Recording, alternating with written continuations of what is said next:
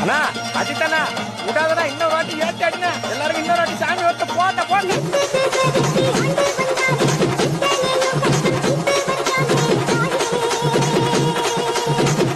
இவன் ஒரு பக்கம் கச்சா கச்சாண்டா யாரா